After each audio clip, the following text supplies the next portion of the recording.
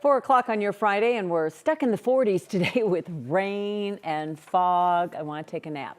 It's gloomy, as Corey said. I don't hate it. In Colorado, we just say, wait a bit, it'll change. Our weather impact team is tracking a warmer weekend ahead, so there's your consolation prize.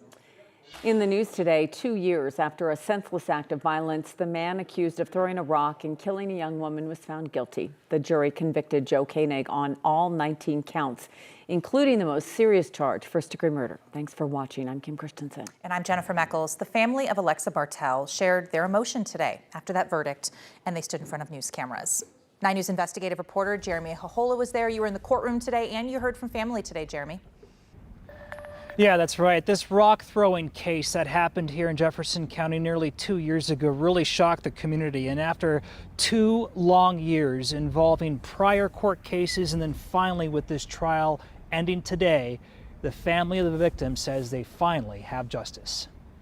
Jury verdict count 1. 2 years and 6 days after the senseless death of Alexa Bartell. Pertaining to Alexa Bartell. Her family gathered in a courtroom to hear the words they've long been waiting for. We, the jury, find the defendant, Joseph Edwin Koenig, guilty of murder in the first degree. Along with that first-degree murder conviction, the jury found Joe Koenig guilty of 18 additional counts, including attempted murder and assault.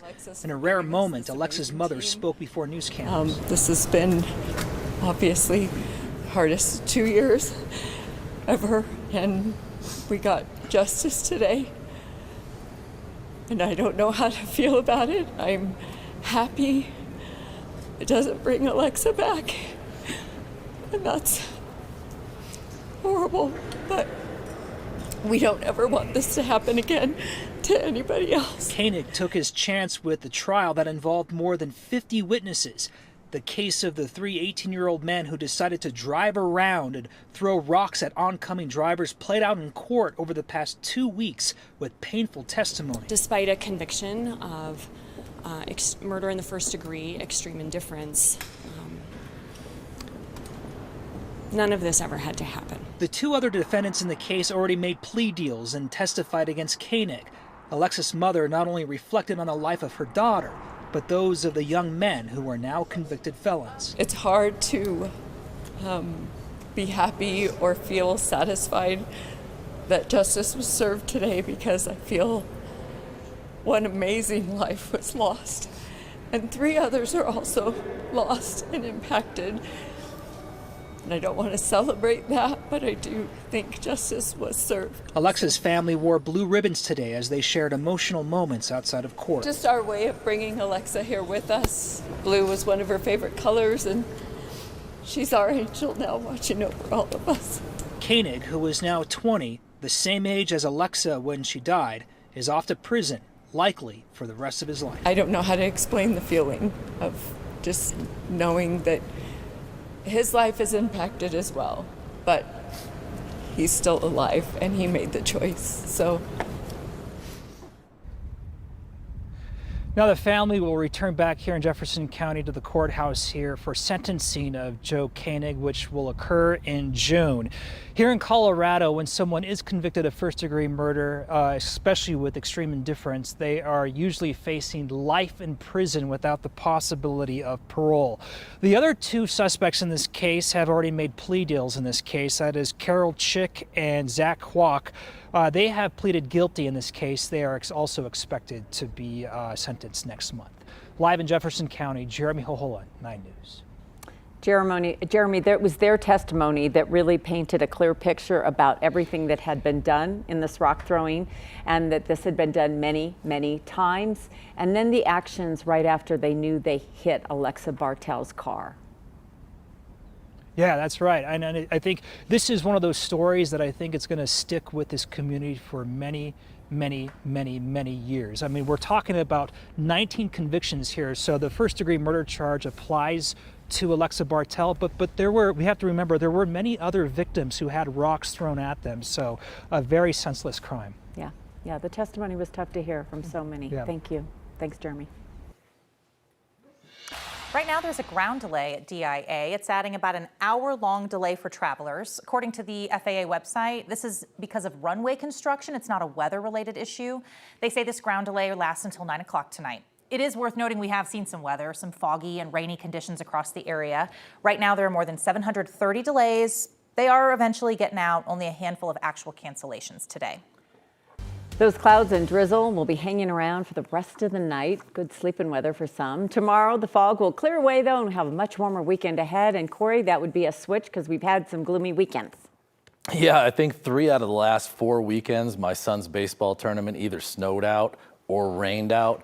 This one looks pretty good. Although he has a 4 o'clock game tomorrow, we will see some afternoon thunderstorms tomorrow. I'll tell you about that coming up in the forecast.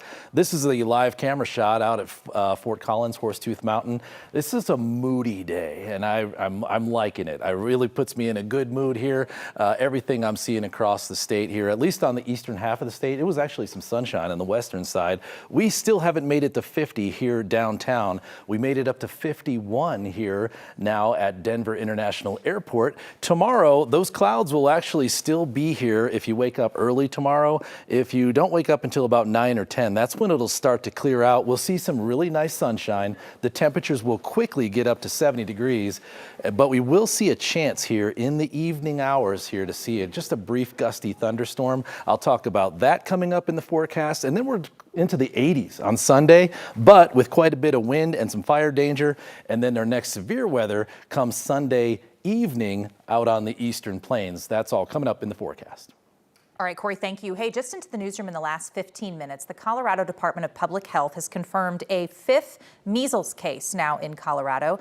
The health department says this patient is an adult in Denver who had traveled to Mexico. Worth noting, he is vaccinated. This is now the 3rd known case in Denver. The state health department says he may have exposed others at the Kaiser Medical Office on Alameda last Saturday, April 19th. Anybody who was possibly exposed should now monitor their symptoms for 21 days. New research from the Mayo Clinic shows cancer patients can experience something called brain fog for up to 10 years after surgery. Yeah, they often talk about this. It happened to a man from Denver who's now hoping his story can convince others to notice the signs and seek help. 9 News reporter Evan Krugel joins us with this man's remarkable story of survival, Evan. Yeah, it is, Kim. John Moorer was just 42 years old when doctors found a tumor in his brain. He thought the surgery would be the hardest part, but he says the brain fog after chemotherapy has been just as tough to navigate. Few things can prepare someone for an MRI like this. A scan that revealed a tumor the size of a lime in the brain of John Moorer. One of my first questions was what are my odds that I wake up from the surgery? And they were able to say, we're very confident you'll wake up. What John didn't know was how his life would change after surgery. No, I had blinders on. I think they could have told me, you'll probably experience brain fog.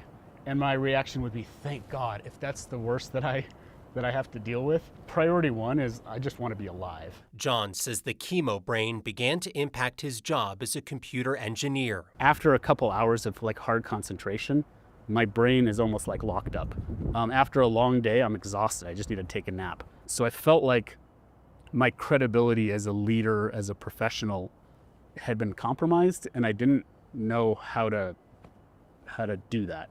And so that's where I kind of came back to UC Health. Yeah, more and more we're seeing younger people diagnosed with cancer, and it really is changing the way that we are supporting and the impact that it has on our workforce. Dr. Erin Barley helps cancer survivors navigate life after chemotherapy, working with patients and even employers to find new or different roles post-chemo. So we can have this ripple effect in our community the more we're raising awareness. John says his boss has been supportive and hopes others will give grace and patience to survivors returning to work. That support just meant so much to me. I'll never leave my company voluntarily. If I can help it, I'm loyal for life because that support just means so much.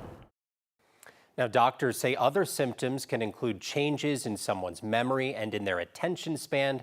They recommend speaking with an occupational therapist if you've had chemotherapy and are having trouble returning to work. But Kim, John says recognizing he had brain fog was a key step in moving forward because he can now identify the areas he has changed since the chemo and work to find possible solutions.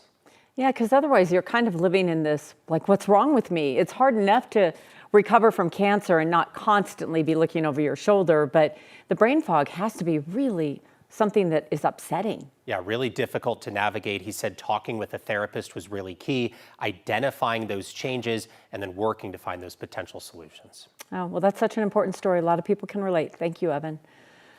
Travis Hunter woke up a Jacksonville Jaguar this morning, the team changing their X profile page featuring his personality. He showed personality last night. The Heisman Trophy winner and the former CU player was drafted 2nd overall in the NFL draft. It was really a special moment for Hunter and his family. I'm just super excited, I get to go back home, but also, somewhere I wanted to play, and I'm so excited that they picked me. I loved how he came out. He showed that excitement. Beforehand, he was dancing, everything. It was a great night for Travis. He was dancing on the stage. He had a good time before they even called his name.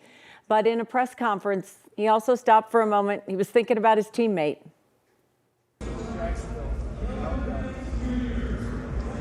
All right, you good. My bad. I was hoping that was Shador.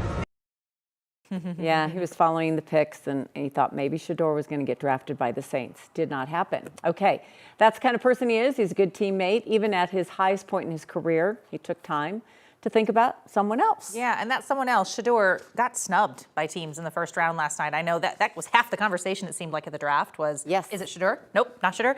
So after he said today, though, is a new day, and he'll be happy regardless. We all didn't expect this, of course, but I feel like with God, anything possible, everything possible. I don't feel like this happened, for no reason. All this is, of course, fuel to the fire. Here's a live look outside the NFL draft. Round 2 gets underway in less than an hour.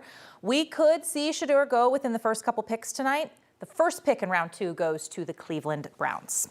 We also can't forget about the Broncos. Broncos pick number 20, choosing a cornerback, Jahdae Barron. Our Broncos insider spoke one-on-one with Barron earlier this afternoon. Mike Kliss and Scotty Gaines will join us live from Broncos headquarters later in the hour.